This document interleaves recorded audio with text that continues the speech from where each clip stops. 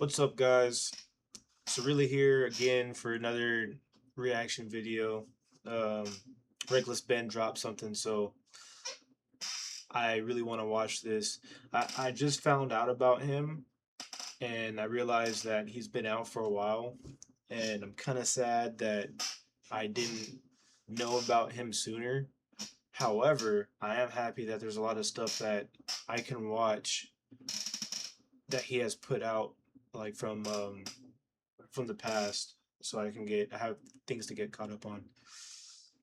But after this one, I'm gonna call it a night. I'm gonna go to sleep. So yeah, I had to watch one of these. All right, ready? Let's jump into it. Look at this heartwarming company. They sell air purifiers and water purifiers, and they're always giving back to the community. Well, I got an email from someone who said they used to be very high up in this company, and the only reason this company exists is to fund the world's biggest human trafficking ring ever. So I asked them if they'd be down to get on a call with me. He's at Interpol's most wanted list. No, and I've called the FBI and I said, I found him. I can tell you a story that would make your head fucking fly off your shoulders. This guy wants to remain anonymous, but this woman, Myra, is an ex-employee of this company who used to work right underneath the CEO.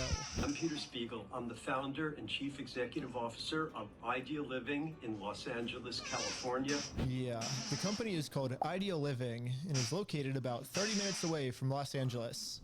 I worked at that company over a 15-year period. I was the senior brand manager for the two largest non-infomercial brands at the company. Because she was so high up, she knows all of the company's secrets. She's probably the only person in the world who has Damn, the he power looked to fucking completely devious. destroy this company. So you might be thinking, how does an air purifier company from Los Angeles get away with funding the world's biggest human trafficking ring? Well, they have a pretty sneaky way of pulling this off. The leader of all of the abuse pretends to be a god. He has his own organization called Jagaguru Kripalu Parashat, or JKP for short. On their website, you can see that this man claims to be the fifth Jagaguru of the world, which basically means that he is literally God himself, but in the form of a human. And yeah, you watching this might not believe that this man's a god, but there's about 100 million people from all around the world that actually do believe this. So I found someone who said they lived in this organization for over 14 years and sent them a message. I was just drawn in. Like, it just seemed like, oh, okay, this could be a spiritual home for me. This could be where I learn, where I advance, where I achieve my spiritual goals. The first thing she explained to me was why everyone believes that he's a god. We had rogue people in the history of the organization who would say, yeah, you're this or you're that, or you get this award for a fee, for a personal fee to that person or those couple of people. So he basically just said, I'm the fifth Jagaguru, and then everyone believed him? Yeah, he just said he was, that's all. I just think it's a lie. Because people see him as a literal god, he has infinite power, and with that power, he decided to come up with a special way for all of the kids as young as 9 years old to have a better afterlife. His close followers, his female followers in particular, had to bring him rather regular offerings of underage girls. But they are told by the woman who takes them there, you're going to be with Krishna forever, and consider this, your wedding night with Krishna, with God. Damn, that's scary. The girls don't have a choice. They are literally... This is a predator that is on a whole nother level. And we just watched EDP 445. But this is a whole nother level of predatory right here. And that shit is scary. They are taken into him, locked in the room with him, and they are raped. That doesn't make it any easier for the girls. They still are traumatized. So how many victims do you think there are then of this JKP group? Thousands. Really? Thousands. I couldn't even calculate. It was not about Hindu theory. It was a New York Jewish diamond salesman who found a scam, and two poor fucking swamis who found a financier and they wrecked. However, the story gets crazier. The Hindu guru convicted. They got his conviction. He was convicted of 20 counts of child molestation, sentenced to 280 years in jail. But on the day of his sentencing, he never showed up. They called his name 3 times in the courtroom, and none of those calls were answered. Religious leader may be on the run. Convicted Hindu guru has Hey, this guy's disappeared. scared. Who knows where he is? Is the 82-year-old man unable to The make jig it, is up. or is he on The jig is up, buddy. The night before his sentencing, he was having dinner with my bosses. They helped him escape to Mexico. U.S. Marshals say it's the most complex fucking escape that they've ever seen. To this second, he's on the Interpol's most wanted list. I called the FBI and I said, I found him. So they met up with the FBI and gave them all of their evidence. But for some reason, the FBI did nothing. They didn't really know what else to do with all the evidence they had. So they decided to share it with the news. I call him, I go, hey, Eric, guess what? I know where Peter, I know everything. We hopped on a call and she was able to get the story cleared by the editor-in-chief. And the editor-in-chief said, drop all other stories you're working on and focus solely on this. After she had gotten clearance from the story, she said, I'm going to grab the readers by the throat from the very first line and keep them reading all the way till the end. He said there were going to be 7 videos that we've interviewed all of these people. Then he told me it was going to be on the cover, Ben. He told me it was going to be on the cover of Newsweek and on the online. Cleared legal, it was ready to be published. We were just waiting for the publication. I got a Google alert. And so I clicked the link and I'm watching this video of myself. But it turns out that this wasn't the story. It was just a small clip of the interview that accidentally leaked online. I called the next day and he goes, oh, it was a leak. We don't know what happened. We don't know why it's on there. And I go, how do you not know? What do you mean? The news organization that accidentally leaked this clip sent them an email later that day saying that they can verify that Peter saw the video. And now that the CEO of Ideal Living knows that there's a story about to come out that could destroy his billion-dollar company, he's gonna do whatever he can to stop this story from airing. So literally right before all of the stories were supposed to come out, this happened. He ghosted me. This is a guy who was obsessed with finding Saraswati. And then I asked him, like, did they threaten you or your family? Like, I texted him that this week. I'm like, why else are you not responding? Out of nowhere, all of the news reporters from all of the different news stations that were working on this story either all left the company or all got fired. Myra reached out to me and said, I got an email, Valerie was just laid off. And the next day, he's no longer going to be a part of the LA Times. Nick Mortnowak left Newsweek. Left. Gone. And Nick Mortnowak has never gotten back to us.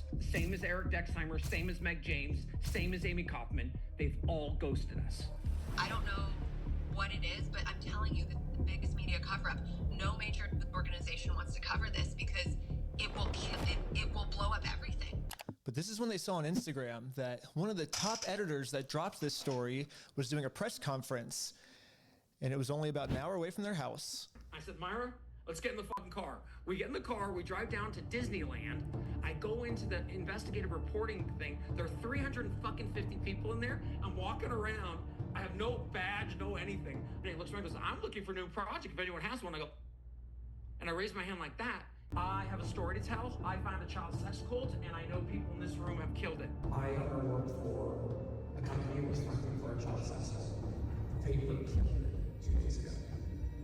Someone is saying no, or someone is stopping you, it's for a reason, and usually it's for their benefit, not yours. Yeah. And so know that, keep going. I have disrupted and done everything I can to break this motherfucker. So the only option left was to go public with this story himself. But obviously Ideal Living was gonna do whatever they could to stop him. They thought either one, they could pay me off. He looks creepy. If I could sue this fucker into silence, that I could get away with it again. I refuse to be paid off. Since Ideal Living couldn't pay this guy off, there was only one way to silence him. Ideal Living, LLC versus... and they sued me for extortion, for intimidation and unfair business practices. They filed 5 police reports that said that I assaulted. Do you disagree with that summary? Anything stand out as being false? That you represent a child sex cult? No, I agree with it. I do believe that you represent a child sex cult because you do, so I agree with that. No, the child sex cult part where you're representing a child sex cult, that's totally right there. Mr. Nahar, I'm going to terminate the deposition. Okay. I'm going to terminate the deposition. This is ridiculous. You don't have to terminate. Take him. Keep asking questions. No, I'm not going to ask questions. There was this kind old gentleman who was a Harvard arbitrator who comes into the room with Myra and I. I'm a little confused. Is Ideal Living a child sex cult? And the guy comes in and he goes, first thing I want to tell you is the legal system is not fair. It's based on money. And I see billions of dollars in that room, and I don't see billions of dollars in this room. So what I'm going to do is try to get you out of this. He said, look, he said, just get out. Just get out of it. Myra and I both are not into settling when it comes to a child sex cult. It was weird. And because we thought there was no chance he was going to lose it. And when he lost, we were like, what? Because legally, there's no reason why he should have lost that. It didn't make sense. I swear to fucking God that they bribed this judge. You also have to understand that they have $1 billion behind them. You know, it's really tough. We didn't have money to fight back. So they bullied us. Basically, this lawsuit destroyed both of their lives, and now they have no clue what to do. Now we're literally at our breaking point. My credit's been destroyed. My fucking car was repossessed last month. I have nothing. I'm working multiple jobs and I can't keep up with the debt because I took on a lot of debt to try to survive this. Yeah, we're in a bit of a spot right now. So I'm trying to figure out what to do. And she told me that this is when one of her friends told her about my YouTube channel. They were pretty shocked at how many times billion-dollar corporations have tried suing me. Baby child for $30,000. Suing me for like $1 million. Sue me for $5 million. It's not going to end in your favor. $5 million, they will play hardball with you. But every single time I get sued, I just think of a really stupid way to get out of it. I made the Church of Scientology sucks. We just believe that Scientology sucks. So now if I say that, they can't sue me for that because that's just what I believe in. If you sue me for what I believe in, you're discriminating me against my religion. And it always ends up working out for me somehow. I might be the only person in the entire world that would actually this dude is magic to come out and be the first person to ever tell their story is publicly. A legend. The man to do it because you've got the fucking guts of a beast. So I was like, I'm down, but before I tell the story, I wanted to verify that everything they were saying was true. Right now, they're claiming that the cult is building a huge base here in Los Angeles, but when I looked it up online, nothing about the cult came up. Also, the spot they're claiming it's at, I went to it on Google Maps, and it's just a tiny little house. So I went on like Street View and everything, and like it's not there or anything. I know, because just to tell you is, they hide it. They keep changing the name of it. Yeah. You just begun the. You just jumped into the rabbit hole, yeah. So you just jumped in the rabbit hole. Doing our litigation, they changed the name of it. So that's what he does. He keeps changing it. When they sued me and I started going after them, they changed the entire name of the entire fucking place. So we decided to go check it out in person. Ready to the left, because this is where the shit happens. Oh shoot. Look at that. Oh shit. It almost looks like Scientology. So do you remember on Google Maps where it was a little tiny fucking house? That's that. This is so weird. So I was ready to tell this story, but just to prepare myself, I decided to call some of the past news reporters to see if they knew why they got fired right before the story was going to air. Basically, I heard you were working on a story with Ideal Living and how it was connected to a cult. But then, as you're working on the story, you stopped working with. And I guess the theory is right now is people are saying like maybe they were threatening the news reporters that were working on it, and just before I put a bunch of like money and resources into this project. How does he find gems like this? That's crazy. And see like why you guys stopped working on the story, like if you guys were like actually getting threatened, or if there's like other reasons you stopped working on it, but.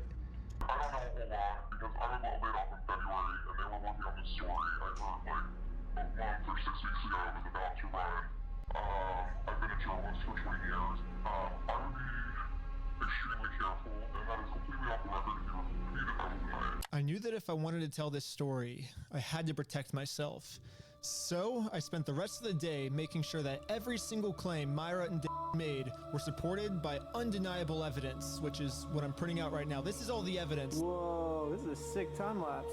Well, time to film the documentary now. So I rented professional cinematic cameras and a professional sound system and tried as hard as I could to make a professional looking backdrops for their interviews. And finally, it was time to film.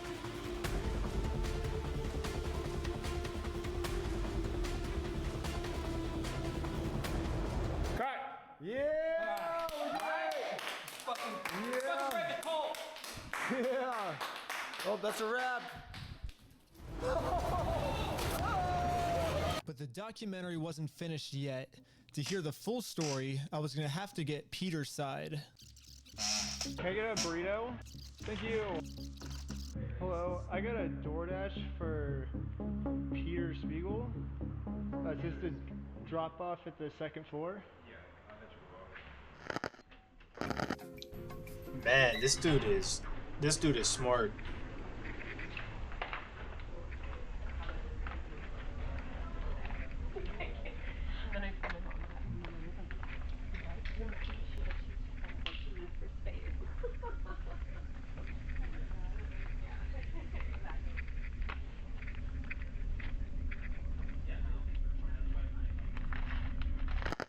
Hello, you Peter? I am. I'm a reporter. I'm doing a story on ideal living and wanted to see if Oh my you could gosh, answer some questions. he for looks what I'm just doing, like if that's okay? he has the same look as Epstein to me. Uh-huh. Just introduce him to Helen.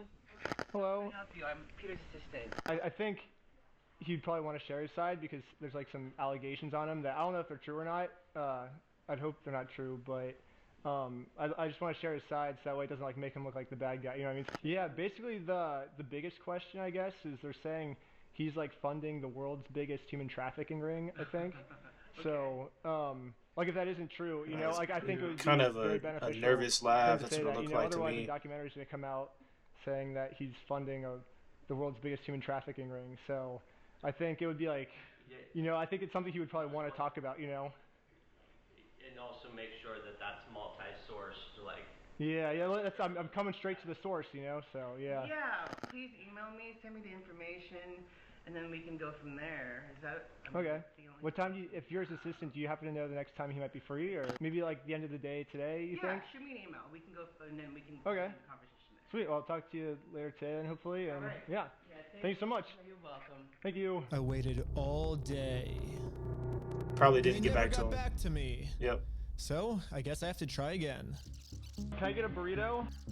Thank you. I'm gonna DoorDash for Peter Spiegel. It says delivered to the second floor of the building. He's so good at doing that. My dude is fried. Is it part of the delivery instructions, I guess? I can take it. Well, I don't get paid unless I, like, get it to him, I guess. But at this moment, I saw that they made a wanted poster with my face on Oh, it. wow. Yeah, this security guard must know exactly who I am. I'll be 100% honest, the food delivery thing was actually just a ruse. I'm a documentary maker. I'm doing a documentary on the world's biggest human trafficking ring, and we think the person funding it might be up there, and I think they might get really upset. I don't if think you he share the cares. story, you know what I mean? So, hey, so I'm making a documentary. It's a documentary on the world's biggest human trafficking ring, and I thought it was a good faith effort to let him share his side in case he's actually not funding it. Because if he's not funding it, this could save his life, you know? We don't want you on property. Uh-huh. Don't worry, I'll leave. But just want to make sure, like, I'm clear, I'm, like, hearing you correctly. Instead of basically being like, hey, we're not actually the ones funding the big human trafficking circle, you'd rather... Tell them we have somebody threatening a tenant.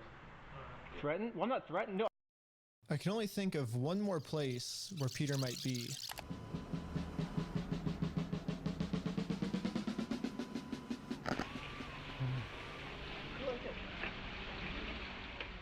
Hello. I'm sorry, How's it the going? temple's closed. Really? Yes. It's closed. Yes, yes. Well, that's weird, because about a week ago, I signed up on their website, and they personally invited me out to this place. Oh, I just have to say something to Peter. Do you know where Peter's at? No, he's not here. He's not here? No, I'm very sorry. Well, that's weird too, because I have a secret agent on the inside, and as you can see, Peter is definitely inside this place. Do you know if Peter's here? But you guys invited me here. You guys invited me here. You sent me an email. You said I should show up today? It seems like for some mysterious reason, they all of a sudden are taking their invitation away. So I'm gonna give them one final chance to finally share their side. Some guy is saying really bad things about this place, and I don't think it's true. Basically they're saying, is this place funding the world's biggest human trafficking ring? No? Well, if that's the case, you probably would want to say that, right? And because a lot of people are going to see a documentary about... No, I'm just saying, this is my last thing and we'll leave. So... You said you would leave. So the I mean, they're looking guilty to me. The human trafficking ring? Okay, yes? Okay. So I put the documentary we made on Patreon. The link's in the description if you want to watch it, but this makes Peter look like one of the worst people in the entire world. All right. That's gonna be, well, this is gonna be it for me. This documentary is gonna go live on my YouTube in exactly 48 hours from right now. And the only way to stop it from going live is if you let me interview you and get your side of the story. Which, if it's not true, Peter, I would definitely be reaching out to me right now, because this documentary might just destroy your entire company. So, if this is not true, please reach out to me. Anyways, Peter. All right.